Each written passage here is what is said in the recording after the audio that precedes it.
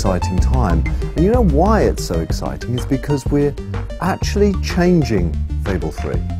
We're moving more towards the action-adventure and we're diminishing a little bit the RPG. We still love RPGs, we still adore RPGs, but we also love the drama and the excitement that action-adventure games bring.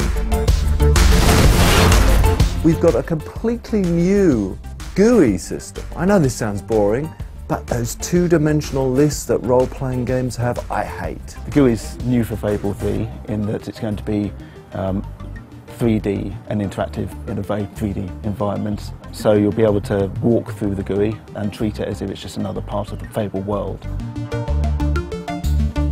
Here's a level that's had a little bit of polish put into it with nice buildings which pop up to show you that you can have a little look at them.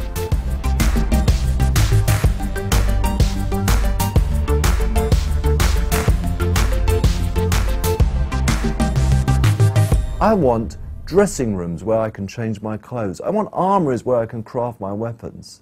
I want war rooms where I can strategize. You'll be able to walk into, for example, a clothing room. You'll see statues dressed up with all the clothing that you've collected, so you can see at a glance whether you think the trousers all look good on you, that kind of thing. And you can see here we've got some outfits that we've collected during our time in the game. You'll be able to scroll through your different outfits to see what you've collected. And then just in real time I can just have a quick run around, see if I like it. One of the things about Fable is the humour. You know, people have said, oh, it's a British humour, it's a bit like Monty Python. So we were inspired by that, and so we went out there and we got the most iconic Monty Python character ever.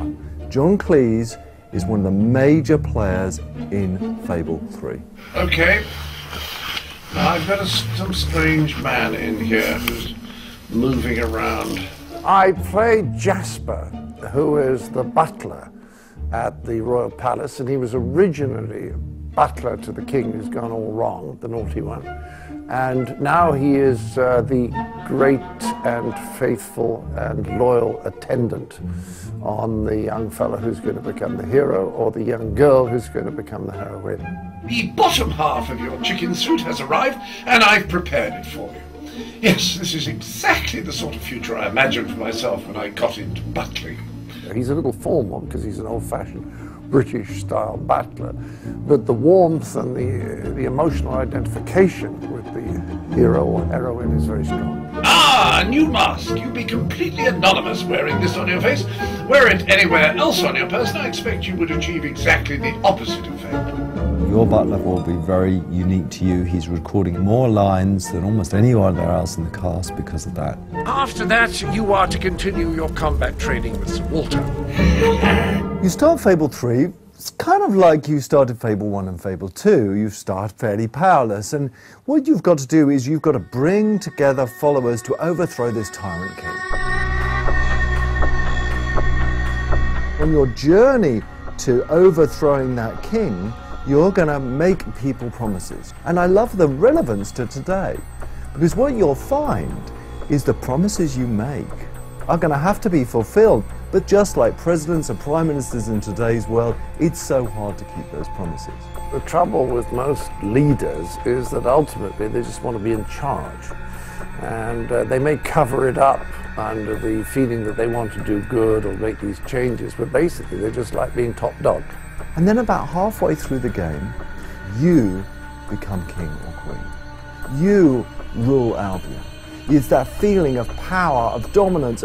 You know, we've all asked ourselves this question, well, if I was in control, I would change this. Well, now with Fable 3, you have that choice. As I play through Fable, sure enough, the experience is what the Fable fans will love, absolutely. But also, there's an element of uniqueness here, which I feel lots more people enjoy. There's drama, there's emotion, there's a feeling of power, there's excitement, and I think we are really learning to blend all that stuff together and deliver an experience in Fable 3 that really hasn't been seen before. And so you have gathered every last piece of the lady's pyjamas. Gosh, that would make an excellent closing line for a novel, wouldn't it? A great cliffhanger.